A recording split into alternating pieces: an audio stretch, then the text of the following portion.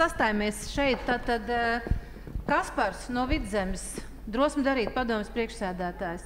Ilze no Latgales. Paldies, Ilze, tā prezentācija bija vienkārši, tādu informāciju savākt, tas ir vienreizēji.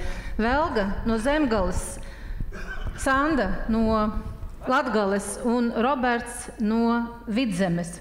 Mums būs tāda neliela diskusija, jo cilvēki starpbrīdī sarakstīja jautājumus, ko viņi gribētu zināt. Mēs viens ar otru padalīsimies ar mikrofoniem, bet pašā iesākumā es jums pajautāšu vienu jautājumu, uz ko jūs atbildēsiet visi viens pēc otra. Kurā brīdī jūs sapratāt, ka ir jācīnās? Kaspar, kad tu saprati, ir jācīnās? Jā, es jau to esmu sapratis kaut kādu laiku atpakaļ. Tā kā ikdienā aktīvi darbojos gan uzņēmējdarbībā, gan dažādās organizācijās, nākās ļoti bieži saskarties gan ar politiķiem, gan ar valsts iestādēm, gan administratīvu aparātu.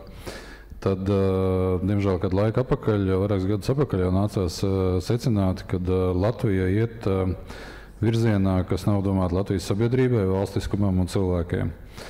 Un kādu mirkli likās, kad savas lietas ir svarīgākas un tās prioritātes savējās ir svarīgākas, bet tad pienāca tādi vairāki atgadījumi un situācijas, kurās es redzēju, ka ļoti spēcīgi cilvēki, kas ir tiešām Latvijas patrioti, kas reāli ģenerē ar savu darbu, ar savu izdarīto to, kādai būtu jāizskatās valstī un katram Latvijas cilvēkam, īstam patriotam, viņiem sāk nolaisties rokas, un viņi sāk vai nu emigrēt, vai nu pārdot biznesu, vai nu kaut kādā veidā ielaist iekšā investorus tādās būtiskās nacionālās nozarēs, kas varētu stiprināt Latviju kā tautsaimniecības līmenī, ražošanas līmenī, pievienotās vērtības līmenī. Un sāk faktiski izpārdot ne tikai savus aktīvus, bet arī piedalās Latvijas valsts, Latvijas tautas aktīvu izpārdošanā. Un tie bija tādi pirmie nopietnie signāli, kad es sapratu, ka valsts vara tiek izmantota privātu ambīciju virzīšanai, bīdīšanai, un faktiski tiek izmantota kā vara, kas tiek organizēta sautīgu mērķu sasniegšanā. Un tas laikam bija tāda sāpīgākā atziņa, ka sabiedrība to ir pieļāvusi, it sevišķi Latvijas sabiedrība, kurā ir ļoti sāpīga vēsture, vienreiz zaudējot jau valsti, faktiski rada precedents un rada situācijas, kurās valsts atkal var būt pazaudēta. Lūk, un tad es šo visu sāku tajā brīdī, kad pie manām mājām arī bija paredzēta šī būvniecība. Un es esmu savā vectēva zemē un savā mantojumā, un ieraugot un saprotot to mērogu no sākuma lokāli, es sapratu arī valstiskā līmenī. Un tad es sapratu, ka vairs nav kur atkāpties, ja? Vai nu tad es ceļos kājās un cīnos un pārkāpju saviem principiem pāri un izēju no savas komforta zonas un nostājos frontāli pret varu, pret sistēmu, pret lietām, kas ir vienkārši klāji netaisnīgas un necienīgas. Un es vienkārši vienā brīdī sāku pārstāt ticēt satversmei, sen jau neticu mēdījiem, sen jau neticu valsts varai pašpārvaldē, jo es redzu un jūtu, ka viņa nestrādā cilvēkiem, viņa strādā pret cilvēkiem, un tas ir dramatiski. Tajā brīdī es pieņēmu lēmumu cīnīties un iestāties un būt viens no dibinātājiem biedrībai Drosmi darīt. Paldies, Kaspar, dod tālāk mikrofonu Ilze. Ilze, kad tu saprati, jāceļas kājās un kad tu atdos visu? Man ir bērni. Un es visu laiku par to domāju, kas paliks viņiem. Un es zinu, ka mūsu paudzē ir jātiek galā ar vēja ģeneratoriem. Un janvārī, tad, kad es jūs ieraudzīju, es sapratu, man parasti tā jāizavieļēja lielākais no ļaunumiem, un tad ar to es varu īt tā kā ciekstētīs. Šitas manā uztverē šobrīd Latvijā, Latgolā ir lielākais no ļaunumiem, un tad, es arī soku. Belga, kad tu saprati, ka jāceļas kājās? Visu dzīvi tāda, bet konkrēti ar šo, īstenībā mēs esam tādā darba dunas vecumā, kad ir sāc uzdot lielos jautājumus, ko es varu ietekmēt un saprast, ka esmu daļa no tā, kas veido šodienu uz nākotni. Man arī ir bērni, par kuriem es ļoti novēlu dzīvot labāk, nekā mēs esam dzīvojuši līdz šim. Un konkrēti par vēja farmām runājot, es nāku no visas Latvijas, piedzimu Kurzemē, tur draudēja Ziemups, brīnišķīgajā neskartajā dabā iespraust adatas. Mans darbs ir Purvīšos, kur netālu arī ir Nītaurs adatas, tā kā bija plānotas. Es dzīvoju pati ikdienā Olainas novadā, kur ir Dalbas 3,2 kilometri. Un man liekas, ka vairāk tālāk motivācija nav jāmeklē, kad celies kājās un saprot, ko mēs varam kopā darīt. Un te nu mēs esam. Sanda. Man ir tā, ka es esmu tāds cilvēks vispār dzīvē, kurš ir ļoti patriotisks pret Latviju, Latgali, lai arī kādu laiku esmu pastrādājusi ārvalstīs. Tas nekas, jo tā ir ļoti laba pieredze un plašāks skatījums pasaulē, bet vienmēr es esmu, nezinu pat no kurienes, bet paturējusi prātā to kopējo cilvēku labumu. Es nāku no tādas dzimtas, kuru nevar uzpirkt. Un tāpēc man ir svarīgs kopējais cilvēku labums, ko esmu vienmēr darījusi arī savos darbos, jebkur strādājot un cīnījusies un altruists būdama. Un pats tas lūzuma punkts bija tajā, kad šīs te apspriedes un sanāksmes gāja un cilvēki šai kopiena sarakstēs, tad, kad es sajūtu to izmisumu kopienai. Es sapratu, ka ja jau tik ilgi neviens neuzņemas šo atbildību un nav šis cilvēks publiskais, bet visi runā un tik izmisuši ir, es sapratu, ka vienkārši ir jādara. Ir jādara, un tas tā apzināti arī pieņēmu, jo es saprotu, ja es necīnīšos, pēc tam es sev varu arī pati sev un savai ģimenei, dzimtai nemaz neteikt, mēs tur sēdējām, papurpējām un viss, nesanāca, bet es izdarīšu maksimālo, ko varu, apzinoties to, ka nav zināms kāds rezultāts. Paldies, Sanda. Roberta. Es janvārī uzreiz pēc Ziemassvētkiem, man liekas, pat varbūt decembrī saņēmu vēstuli, ka man mājai blakus, lauku mājai blakus grasās būvēt vēja parku, vēja fermas atvainojos. Un es esmu zaļi domājuši cilvēks, es esmu par atjaunojumu enerģijas, šķiroju atkritumus, domāju, ka zemē ir jādod nākotni. Un es sāku lasīt to piedāvājumu, un mums piedāvā 300 metrus augstu torni, 800 metri no cilvēku mājām. Es tā nesapratu, kā tas tā var būt.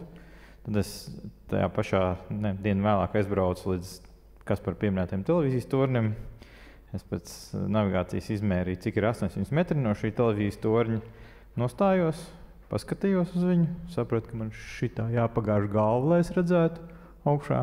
Un es neticēju, kā tā var būt, ka mūsu valstī ir šādi te pieņemti noteikumi, kas principā sabojās cilvēkiem dzīves. Jo tiem, kuriem uzbūvēs tos 800 metrus no mājām, tā ir vienkārši spēlēšanās ar viņu dzīvēm. Viņu mājas būs bezvērtīgas, viņu dzīves tiks ietekmētas, ļoti būtiski ietekmētas. Nevelti valsts piedāvā, uzspiež precīzāk attīstītājiem maksāt kompensācijas par to, ka jūs dzīvojat 2 kilometru rādījos ap šādu vēja fermu. Nav neviena cita elektrības ražošanas veida, kur kāds maksātu kādu kompensāciju kādam. No tā vien jūs varat izsvecināt, cik ļoti draudzīgs tas pasākums ir jums. Janīna. Muna sāta nav blakus ni vēja, ni saules paneļiem, bet svarīgai, lai mēs īsastotam par mūsu kopējām mojām, par sātu. Ka mēs domāsim tikai par savu sātu, mēs zaudēsim Latviju. Žanetes Grendis iniciatīva ir minimismi. Es gribētu Braiļu latgalītē mežaņēci, es vēl satikšu, man vairāk nebija grāmatiņas leidzi, Merķeļa minimismus. Merķeļs rakstīja darbu latvieši, par latviešiem vergu laikos. Mēs it ko atsabrēvavam, bet vai mēs esam atsabrēvauši? Merķeļs rakstīja, latvietim važas iegriezušās līdz pat dvēselē, ar dragātu garu, viņš guļ zemē, līdz viņu uzraus kājās drudzis. Naguļiesim, stoviesim par savu Latviju. Sanda, tev grobu. Paldies, Janīna. Bet tagad es esmu palasījusi jautājumus, ko cilvēki ir uzrakstījuši, kas nav atbildētie jautājumi, un es sākšu, Ilze, ar tevi. Cilvēki teica, ka tajā prezentācijā, ko es tev norāvu, tāpēc, ka mums bija laiks, tātad tev bija brīnišķīgi. Cilvēki gribēja zināt, vai vēja parki ietekmē cilvēka veselību, un ko tu varētu par to pateikt?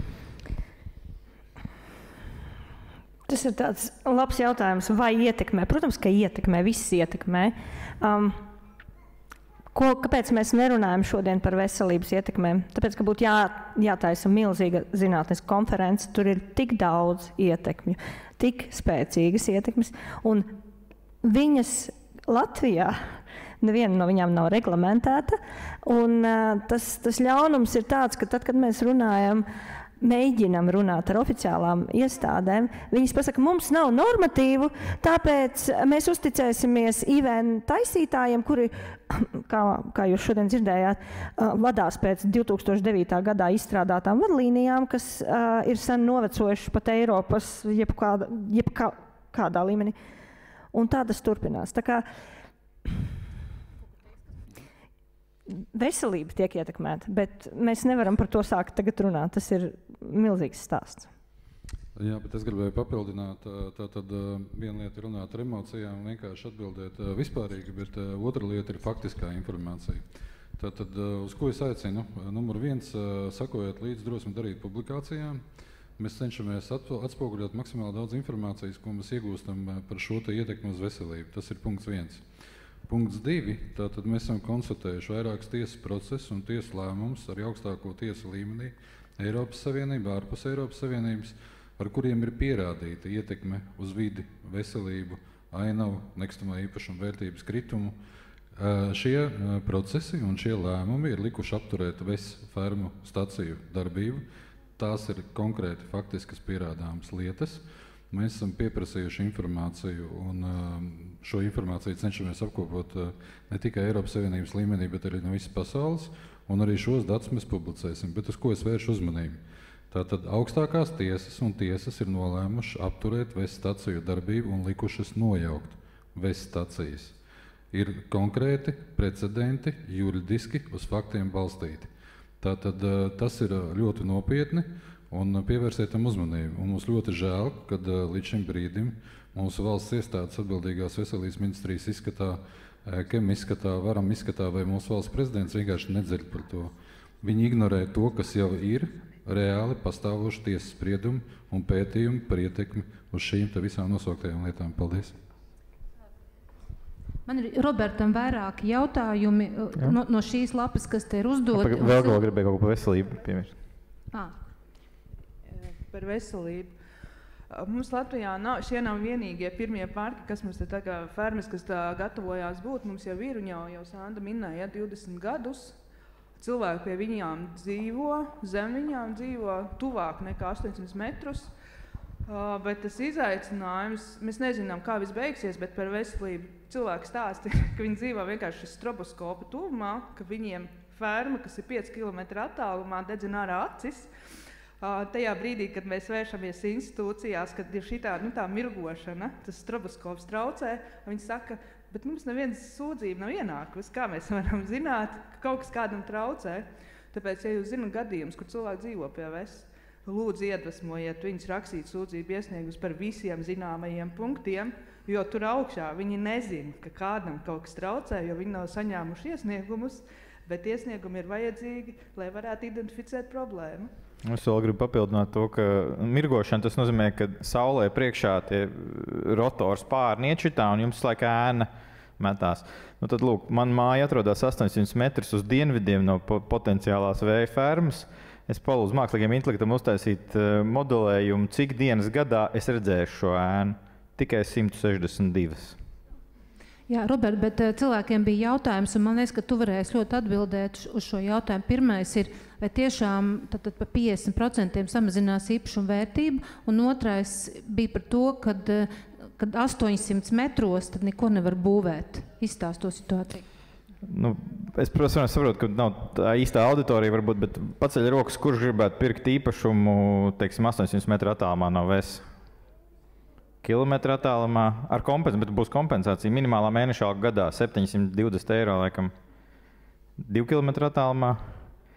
Nu, tad redzat, ka tas īpašums patiesībā tādā radiusā paliek nepārdodams, jo ļoti grūti ir, manuprāt, ļoti grūti šādu. 2 kilometru radiusā varbūt cilvēki pierod ar laiku, bet tāpat samazinās šī vērtība. Dažādās valstīs samazinās dažādi. Kāpēc mums zīlēt, kā būs Latvijā, labāk vienkārši cīnamies par to un viss. Un par tiem 800 metriem savukārt ir tā, ka 800 metri ir no jūsu mājas.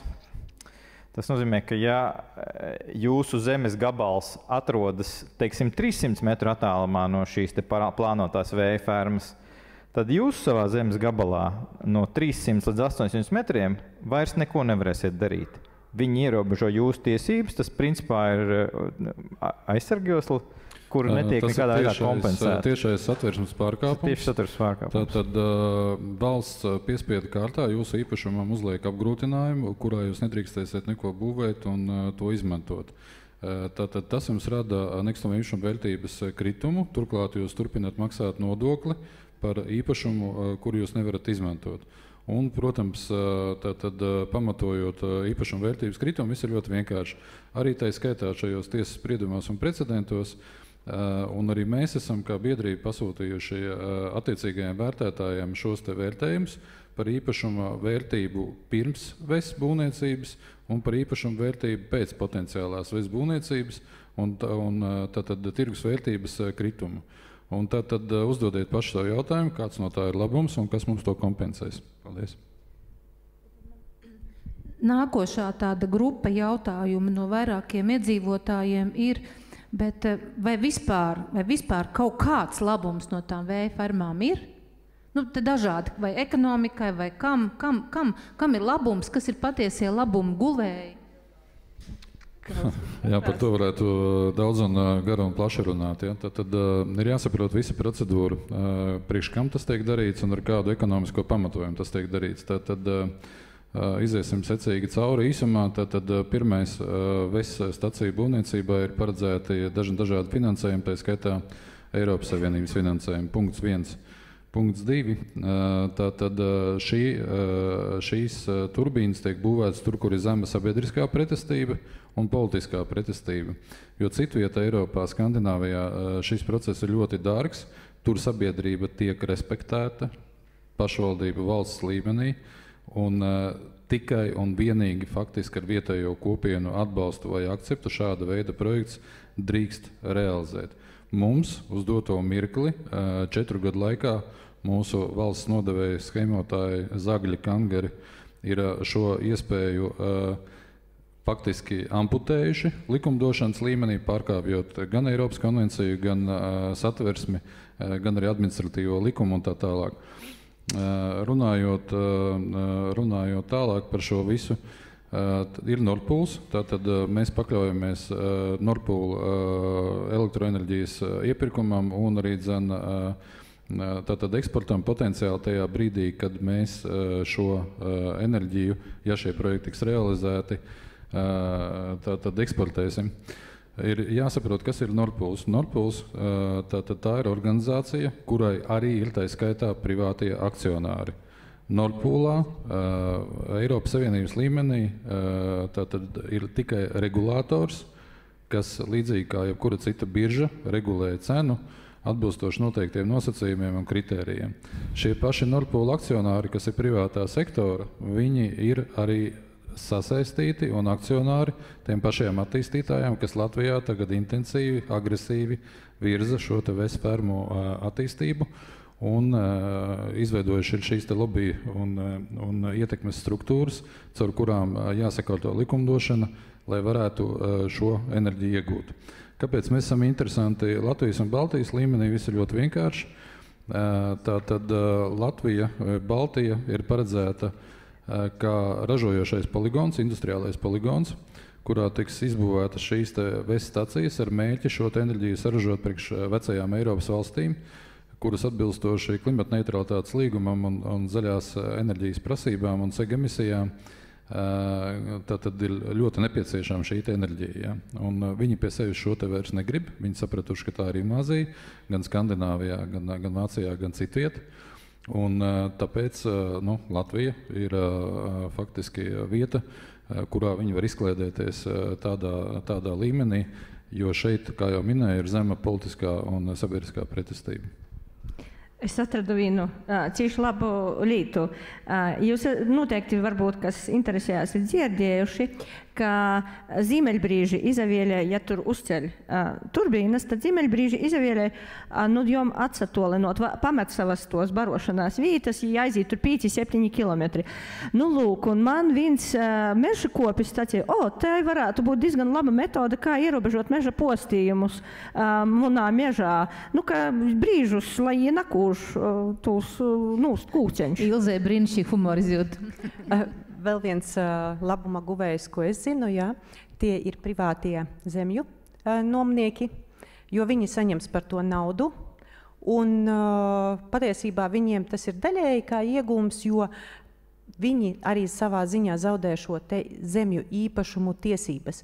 Viņiem būs pēc tam, pēc līgumiem paredzēts tiek, ka viņiem jebkura darbība ir jāsaskaņo ar šo te vēja fermu attīstītāju. Un viņi sanāk tā kā savā zemē ķīlnieki. Un vēl viena lieta, ja mums nesakārtoja šī te utilizācijas jautājums un situācija, tad, kad, piemēram, nokalpo šī vēja ferma tos 30 gadus, un, būsim godīgi, pēc 30 gadiem šī metode jau sen būs novecojusi, arī šobrīd Eiropā visi saka, ka šī te metode ar vēju jau ir novecojusi, un viņu neliek vairs, jo viņa nav izdevīga. Sanda, vakardien Trumpa kungs paziņoja, ka Amerikas Savienotās valstīs vēja fermu būvniecība ir aizliegta. Un kas notiks tālāk, kā to dara, piemēram, citur Eiropā ir tāda pieredze jau, pēkšņi bankrotēja šī te SIA, kura ir pārvaldnieks vēja fermām, un īpašniekam paliek uz viņas zemes šie grausti. Un pēc esošajiem likumiem valsts vides dienests piespiedīs tieši īpašnieku to visu utilizēt, novākt. Un novākšana ir daudz dārgāka nekā uzbūvēšana. Jā, bet tai pašā laikā, ja īpašnieks to nespēs darīt, tad šī funkcija ir jāuzņemās pašvaldībai, valstī, respektīvi nodokļu maksātājiem. Tātad mums būs 1000 tonu betona jāārd ārā, un kuru mēs varam utilizēt, vai kāda paredzēta ir utilizēšana, vai kādas garantijas ir attiecībā uz šiem te bankrota darījumiem, tad tas viss paliek mūsu zemē, jo jums jāsaprot, ka viss tas, pat ja tas tiks uzbūvēts pēc 30 gadiem, tas būs kaut kur jānorok, jo tas nepārstrādājas, tas nedeg, un to nevar nekur citur izmantot otrreizējai pārstrādē, izņemot metāla daļas. Bet kur paliks betons, kur paliks plasmas un stikla šķiedrs un viss tas draņķis, kas tur ir iekšā. Es nepateicu jums, kāpēc es sāku par šo cīnīties, jo es vizualizēju Latviju. Iedomājieties, ir tie 3000 turbīnu, 300 metru augstumā. Un pat, ja mums veiksies un tās nojauks, paliks tās bedres. Ja? Bedres ir 30, es varbūt tagad samuldēšos, 30 x 70 metri dziļumā. Un šīs bedres nekad nevarēs izņemt ārā. Un tad es domāju, ko gan darītu Imants Ziedonis šajā sakarā. Un es jums apsolu, ka Imants Ziedonis te vienkārši kliegtu. Ja kliegtu, kas te notiek. Bet es zinu, Robert, tu kaut ko vēl teiksi, bet tev te ir viens jautājums, ko es tev vēl papildus uzdošu. Viens cilvēks jautā, vai var pastāstīt kaut ko par, vai tas gadījumā nav saistīti ar ūdeņraža koridoru Baltijā? Tāds jautājums te ir. Okay. Tas ir viens no hipotētiskām atbildēm. Es nevaru to simtprocentīgi apgalvot, bet var sakot, mums ir pagājušā gada beigās tika prezentēts ekonomikas ministrija, laikam prezentēja plānu, ka Somija, Igaunija, Latvija, Lietuva, Polija veidos ūdeņraža gāzes vadu, lai varētu transportēt ūdeņradu uz Vāciju. Un tad mūsu ekonomikas ministrs paziņoja, ka Latvijā viss nebūs atsevišķs ūdeņraža ielejas, bet visa Latvija būs ūdeņraža ieleja. Nu, tas plāns balstās uz to, ka sabūvēt ārprātīgi daudz vējfermas, tā 10 reizes vairāk nekā mums vajag. Tā viņš hipotētiski varētu strādāt, sabūvēt 10 reizes vairāk nekā mums vajag pašpatēriņam, visu lieko, kas jebkurā brīdī paliek pāri, novirzīt ūdeņraža ražošanai, un tad šo ūdeņradu eksportēt uz Vāciju. Pirmais punkts, kas man īsti nepatīk, uz manas valsts rēķina kāds iedzīvosies, jo saņēmēji nebūsim, labuma saņēmēji nebūsim mēs ar jums, bet labuma saņēmēji būs Liepājas un Ventspils ūdeņraža ražošanas rūpnīcas un tie elektrības ražotāji, kas ar vējfermām ražos. Un otrs jautājums, kas man rodās, vai tiešām mēs gribam kļūt par nosacītu naftas eksportētāju valsti un mēģināt konkurēt ar citām valstīm, kur ir daudz piemērotāki apstākļi elektroenerģijas ražošanai. Piemēram, Sahāras tuksnesī uzstādot miljonus saules paneļu, pašizmaksas elektroenerģija visticamāk būs vismaz 10 reizes lētāka nekā Latvijā ražot ar vēju. Es esmu apkopojusi šobrīd tādās grupās lielākoties jūsu jautājums. Varbūt, ka kādam no jums šķiet, ka es neesmu uzjautājis visu, tad tagad būtu tas laiks, kad jūs paceļat roku un sakat, nē, es domāju... Rekur ir mikrofons, var pie šitā mikrofona pienākt un uzdot jautājumus. Ja jums liekas, ka mēs neatbildējām uz visiem jautājumiem, jo es neatbildēju tieši, es sagrupēju visus jautājumus, ja? Tad tagad ir tā iespēja nākt un pajautāt šo jautājumu.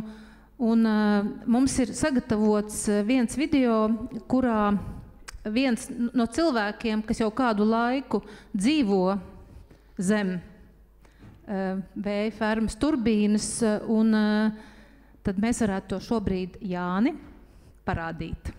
Liels paldies jums, ka jūs atbildējat uz jautājumiem. Arī, kad beigsies, jūs droši varat nākt klāt pie šiem cilvēkiem un jautāt.